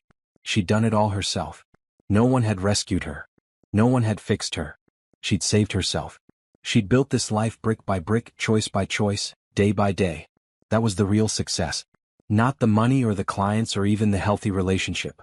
The real success was becoming herself again. Becoming even better than she'd been before. Becoming unstoppable. Summer arrived with heat and possibility. Naomi's business continued expanding, her workshops gaining traction beyond what she'd anticipated. Women from across the country signed up for her courses, sharing stories of their own journeys from heartbreak to empowerment. One afternoon in early July, she received an unexpected email from a publishing company. They'd seen her workshops and wanted to know if she'd be interested in writing a book. Rebuilding After Betrayal, A Guide to Reclaiming Your Life, was their suggested title. She called Tanya immediately. Someone wants me to write a book. Of course they do. You're basically a rebuilding expert now. Are you going to do it? I don't know. Feels overwhelming. I've never written a book. You've rebuilt your entire life in a year. You can write a book. Naomi thought about it for 2 days before responding. Yes, she wanted to write this book. Yes, she had valuable experiences to share. Yes, she could help people who were struggling the way she'd struggled. She signed the book deal in August. The advance was substantial, the timeline manageable. She had 6 months to write it, which meant balancing her business, her relationship, and now this new project. Joel was supportive as always. You're going to be amazing at this. You have so much to share. I'm terrified. What if I don't have enough to say? What if people don't connect with it? Then you'll have tried something new and learned from it. But I don't think that's going to happen. You're a natural storyteller. You've been teaching people through your workshops for months. This is just a different format. She started writing in the early mornings before work, finding a rhythm between running her business and sharing her story. The words came easier than expected. All the pain, the lessons, the growth she'd experienced over the past year poured onto the pages. One chapter was about recognizing red flags. Another about rebuilding self-esteem. A third about establishing boundaries in new relationships. She didn't use Brett's name, but his impact was evident throughout the manuscript. September brought her second major trip to New York for her corporate client. This time Joel came with her. They turned it into a long weekend, mixing work with exploration. They visited museums, ate at tiny restaurants in Brooklyn, walked through Central Park at sunset. I love seeing you in your element, Joel said over dinner there last night. You're confident and assertive. You know exactly what you're worth and you don't apologize for it. I wasn't always like this. I know. But this is who you really are. The marriage just suppressed it. Now you're free to be fully yourself. Back home, Naomi continued juggling everything. Her consulting business, her workshops, her book, her relationship. It was a lot, but it felt manageable because she was doing it for herself, not to please someone else. October brought an unexpected message. Brett's mother reached out via email, asking if they could meet for coffee. Naomi's first instinct was to delete the email. She had no obligation to Brett's family. The divorce had severed those ties. But something made her hesitate. Margaret had always been kind to her, one of the few people in Brett's family who treated her with genuine warmth. She agreed to meet at a neutral coffee shop. Margaret was waiting when she arrived, looking older and tired. Thank you for coming, Margaret said. I wasn't sure you would. I'm not sure why I did. What do you want to talk about? I wanted to apologize. For Brett, for how he treated you, for how my family dismissed what he did. You were a good wife to him. You didn't deserve any of it. Naomi was surprised by the direct apology. Brett's family had been silent throughout the divorce, never acknowledging his affair or supporting Naomi. Thank you for saying that. It means more than you know. Brett's not doing well. He's in Colorado but he's struggling. Lost another job. His drinking has gotten worse. I'm worried about him. I'm sorry to hear that, but Margaret, I can't help him. That's not my responsibility anymore. I know. I'm not asking you to. I just wanted you to know that what he did, the person he became, that destroyed him. He's paying for his choices. And I wanted you to know that you were right to leave. You deserved better. They talked for another hour. Margaret shared stories about Brett's childhood, patterns of behavior that had always been there but she'd ignored. She talked about her own regrets as a parent, wondering if she'd enabled his worst traits. You did the right thing, Margaret said as they were leaving. You saved yourself. That took more courage than staying ever would have. Driving home, Naomi felt strangely at peace. She'd needed that closure, that acknowledgement from Brett's family that she wasn't the villain in this story. She'd been the victim, and then she'd been the hero of her own life. That evening she told Joel about the meeting. His mom apologized. She said I did the right thing leaving. Of course you did. Did you need to hear that from her? I didn't think I did. But it felt good anyway. Like final validation that I wasn't crazy, wasn't overreacting, wasn't throwing away something salvageable. His own mother agrees he destroyed the marriage. How's he doing? Did she say? Not well. But that's not my problem anymore. I feel bad for him as a human being, but I'm not responsible for his choices or their consequences. November brought the completion of her book manuscript. She sent it to her editor feeling nervous and proud. This was her story, her journey, her lessons shared with the world. It felt vulnerable and powerful at the same time. The editor loved it. This is exactly what people need. Your voice is authentic and your advice is practical. We're going to fast-track publication. We want this out by March. Naomi's business celebrated its first anniversary with another party. This time the office was packed. 30 clients, 10 employees, countless friends. She built something real and lasting. Speech, Riley called out. Everyone quieted down, turning to look at Naomi. She stood, glass in hand, looking around at all these people who'd become part of her new life. A year ago, I started this business with nothing but determination and a need to prove I could survive on my own. Today, I stand here having exceeded every goal I set. But the real success isn't the money or the clients or even the book deal. The real success is becoming someone I'm proud to be. Someone who knows her worth. Someone who refuses to settle. Thank you all for being part of this journey. Everyone cheered. Joel kissed her right there in front of everyone. She didn't care. Let them see how happy she was. Let them see what she'd built, not just in business but in life. December brought holiday planning and reflection. Naomi looked back at the past year with amazement. She'd gone from broken and defeated to strong and successful. She'd built a business, written a book, found healthy love, and most importantly, found herself. Christmas was spent with chosen family. Tanya and Chris hosted, inviting Naomi, Joel, Riley, and her girlfriend. They exchanged gifts and stories, laughing late into the night. To new beginnings, Tanya toasted. And to Naomi, who showed us all that ending can be just the start of something better. On New Year's Eve, Joel took Naomi to the gallery for a private viewing. He curated a special show just for her. Photographs and paintings, all depicting themes of transformation and rebirth. This is beautiful, she said, walking through the space. You inspire me, Joel said simply. Your journey, your strength, your growth. I wanted to create something that honored that. At midnight, they kissed on the gallery rooftop, watching fireworks over the city. This year is going to be incredible, Joel said. Your book launches. Your business keeps growing. Our relationship deepens. So much possibility. I'm not scared of it anymore, Naomi realized. Last New Year's Eve I was terrified of the future. Now I'm excited about it. That's growth. That's healing. That's you becoming who you were always meant to be. Looking out over the city, Naomi felt genuinely happy. Not the fake happiness she'd performed during her marriage, but real, deep, authentic joy. She'd survived betrayal and emerged stronger. She'd built a life that was entirely hers. She'd become someone she was proud to be. Brett was somewhere in Colorado living with his consequences. Simone had disappeared entirely from her radar. And Naomi? Naomi was exactly where she was supposed to be. Thriving, growing, succeeding beyond her wildest dreams. The past year had taught her that endings weren't always tragic. Sometimes they were necessary. Sometimes they were the best thing that could happen. Sometimes the worst thing that happened to you became the catalyst for the best thing. She'd been broken and had rebuilt herself stronger. She'd been betrayed and had learned what true loyalty looked like. She'd been diminished and had learned to take up space unapologetically. This was her life now. Not the one she'd planned, but something better. Something real. Something that couldn't be taken away by someone else's choices. Something that was completely, authentically, powerfully hers. And it was only the beginning. 1 year after the divorce was finalized, Naomi stood in front of a bookstore window display. Her book had been released 3 weeks ago and was already on bestseller lists.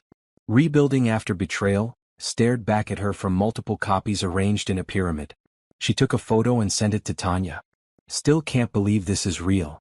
Tanya's response came immediately. "Believe it? You did that? All you." The book launch had been incredible. Over 200 people attended, including clients, friends, and strangers who'd taken her workshops. She'd signed books for 3 hours, listening to stories of heartbreak and resilience, seeing herself reflected in so many faces. Joel had been there, supportive but not intrusive. He'd learned to give her space for her professional achievements while still being present. Their relationship had evolved into something Naomi never thought possible. Partnership without possession. Love without loss of self. They'd been together almost a year now, living separately but spending most nights together. Neither was in a rush to change the arrangement. They both valued their independence too much to merge their lives completely, at least not yet. "I have something to tell you," Joel said over dinner that evening. "The gallery is opening a second location. In New York." "Joel, that's amazing. Congratulations. I'll need to be there more. Maybe 2 weeks a month. Is that going to be a problem for us?" A year ago that question would have terrified her. The fear of losing another relationship, of being abandoned again. Now she just felt excited for him. "Of course not. You should do this. It's huge for your business. And I have to travel for my book tour anyway. We'll figure it out." "You're sure?" "I'm sure. We're both building our dreams. That's what makes us work. We support each other without holding each other back." They toasted to new beginnings, both his and hers. Naomi felt grateful for how far they'd come, both individually and together. The book tour started in April. 10 cities in 3 weeks. Naomi spoke at bookstores, libraries, and conferences. Each event brought new people sharing their stories, thanking her for giving voice to their experiences. In Chicago, a woman approached her after the talk. "You saved my marriage." "I did. Not to my first husband. To myself. Reading your book helped me realize I'd abandoned myself trying to save someone who didn't want to be saved. I filed for divorce last month. For the first time in 5 years I feel like I can breathe." Stories like that made every hard moment worth it. Every painful memory she'd shared in the book, every vulnerable truth she'd written, all of it was helping people who'd felt as lost as she once had. By May, her consulting business had 15 steady clients, and she'd hired a business manager to handle day-to-day operations. Her workshop program had expanded to include in-person retreats. Women would spend a weekend learning to rebuild their confidence, their careers, their lives. One afternoon, walking through her office, Naomi stopped to look at a framed photo on her desk. Her and Tanya, taken at the first office party a year ago. She barely recognized herself in that photo. The woman staring back looked happy but still tentative, still rebuilding. The woman she was now felt solid. Unshakable. She'd proven to herself that she could survive anything. She'd built success from pain, wisdom from betrayal, strength from heartbreak. Her phone rang. Sharon, her lawyer who'd become a friend. "I have news you should know. Brett's back in town." Naomi felt nothing. No panic, no fear, no anger. Just mild curiosity. "Why?" "His father had a heart attack. Brett's here dealing with family stuff. I wanted you to know in case you ran into him." "Thanks for telling me. But Sharon, if I do see him I'll be fine. He has no power over me anymore." That was true. Brett had become a character in her past, someone who'd hurt her but also inadvertently set her free. She didn't wish him harm, but she didn't need closure or answers or anything from him. She was complete without him. A week later she was having coffee with Riley when Brett walked into the same cafe. She saw him before he saw her. He looked older, tired, like someone carrying heavy weight. Then he spotted her. Their eyes met across the room. Naomi held his gaze steadily, not looking away. She had nothing to be ashamed of. Nothing to apologize for. She'd moved on and built an incredible life. Brett looked away first, quickly leaving the cafe. Riley had noticed the exchange. "Was that him?" "Yeah." "How do you feel?" "Nothing. I feel nothing. He's just someone I used to know. Someone who's not part of my life anymore." That realization was powerful. She'd spent so many months dreading the idea of seeing Brett again, worried about how she'd react, what she'd say. But when the moment came, she felt only indifference. In June, her business hit a major milestone. 2 years running, consistent growth, a reputation as one of the top marketing consultants in the region. She celebrated by taking her entire team to a spa day, treating them to massages and facials and champagne. "You're a great boss," one of her newer employees said. "You actually care about us as people, not just as workers." That meant everything to Naomi. She remembered how invisible she'd felt in her marriage, how her needs and dreams had been dismissed. She was determined never to make anyone else feel that way. July brought a surprise. Joel proposed. Not with a grand gesture or public spectacle, but quietly, privately, over breakfast on her back porch. "I know you might not be ready. I know marriage isn't something you're eager to repeat. But I want you to know that I'm all in. I want to build a life with you. Not the way you did with Brett, where you sacrificed everything. But a partnership. 2 whole people choosing each other every day." Naomi felt tears in her eyes. "I need time to think about it." "Take all the time you need. I'm not going anywhere." She thought about it for 2 weeks, processing her feelings with her therapist. Marriage terrified her. The idea of being someone's wife again, of potentially losing herself, of repeating past mistakes. But Joel wasn't Brett. He'd proven over and over that he valued her independence. He celebrated her success. He supported her dreams. He was offering partnership, not ownership. "Yes," she told him finally. "But with some conditions. We keep our own bank accounts. We maintain our careers independently. We don't sacrifice who we are for some idea of what a marriage should look like. We build something new, something that works for us specifically." "I wouldn't want it any other way." They decided on a long engagement. No rushing. They'd get married when they were both ready, maybe in a year or 2. There was no urgency. They were building something that would last.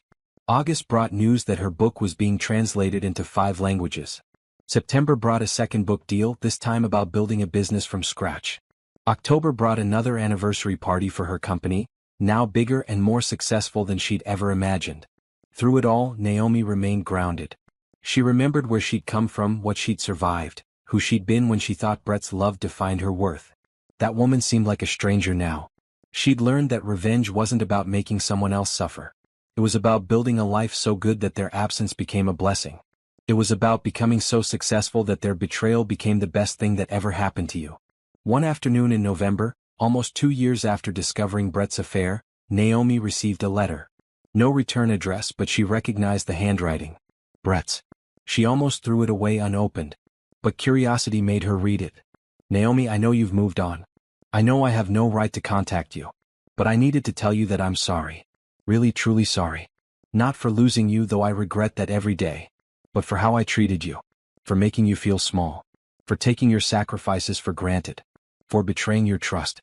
You deserved so much better than I gave you. I see now what I lost. Not just a wife, but my best friend. The person who believed in me when I didn't believe in myself. The person who supported my dreams while I crushed yours. I was selfish and cruel, and I'll live with that forever. I'm not asking for forgiveness. I don't deserve it. I just wanted you to know that I see now what I did. I understand what I destroyed. And I hope wherever you are, whatever you're doing, that you're happy. You deserve all the happiness in the world.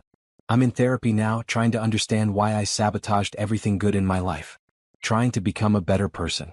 Not for you because you're gone and you should be. But for myself. So I never hurt anyone the way I hurt you.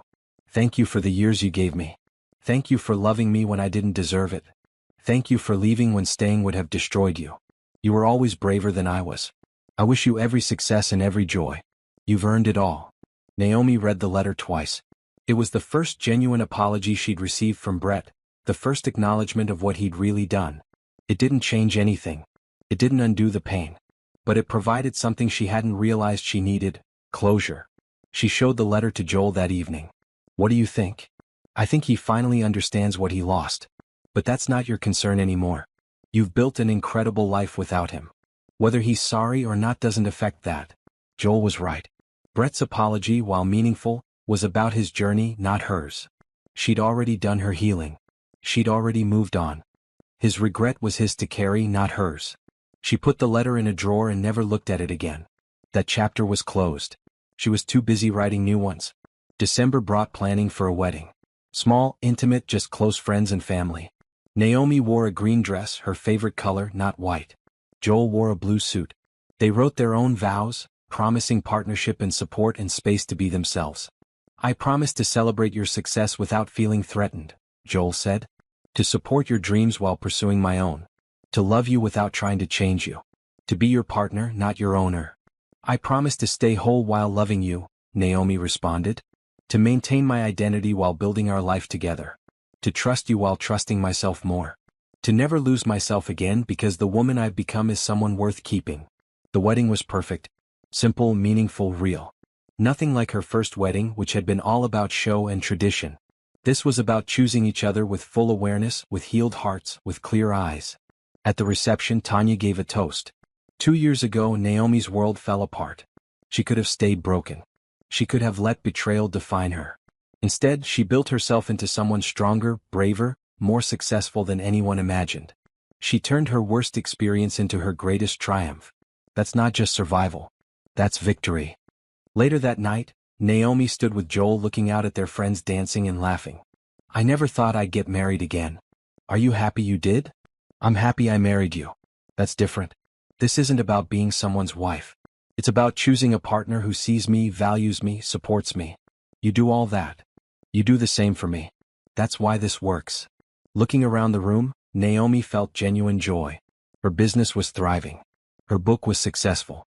She had amazing friends, a supportive partner, a life she'd built from nothing. She'd taken the worst thing that ever happened to her and transformed it into the best thing. Brett was somewhere living with his choices. She'd heard through Margaret that he was still in therapy, still working on himself. She hoped he'd find peace eventually. But his journey was separate from hers now. Her life was full. Not of the things she'd thought she wanted when she was younger, married to Brett, trying to be perfect for someone who'd never appreciated. But full of things she'd chosen for herself. Success she'd earned. Love she'd found. Happiness she'd created. The revenge she'd wanted hadn't been about making Brett suffer. It had been about becoming so successful, so happy, so complete that his absence was a gift rather than a loss. She'd achieved that completely. She was Naomi Harris, successful entrepreneur, published author, loving partner. Not someone's abandoned wife. Not a victim of betrayal. Just a woman who'd survived, rebuilt, and thrived. And that was the best revenge possible. 1 year later, Naomi sat in a television studio preparing for a morning show interview. Her second book had just released, and the bookstore displays were even bigger this time. Joel sat in the green room, giving her an encouraging smile. The host asked her the question everyone asked. "Looking back at everything, at the betrayal and the divorce and the rebuilding, what would you tell your younger self?" Naomi thought carefully. "I'd tell her that endings aren't always tragic. Sometimes they're necessary. I'd tell her that the worst thing that happens to you can become the catalyst for the best thing. I'd tell her that she's stronger than she knows, braver than she feels, and capable of more than she imagines." "Do you have any regrets?" "I regret staying too long in something that wasn't serving me. I regret ignoring red flags. I regret sacrificing so much of myself for someone who didn't value it. But I don't regret the journey that came after. Everything I have now, everything I've built, came from that pain. So maybe I don't regret it at all. Maybe I'm grateful for it." Walking out of the studio, her phone buzzed with messages. Clients congratulating her. Friends sharing the interview. Her team celebrating another successful media appearance. Joel took her hand. "Lunch? There's a new place I want to try."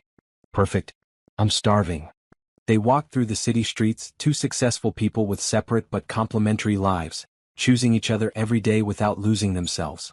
This was what she'd needed all along. Not someone to complete her, but someone to complement her while she remained whole. Her phone buzzed one more time. A message from an unknown number. "Just saw your interview. I'm proud of you. You deserve everything good that's happening. I'm sorry I couldn't be the person to give it to you. B." She read it once, deleted it, and kept walking. Brett's pride or regret or whatever he was feeling didn't matter anymore. It had no place in her life, no power over her happiness.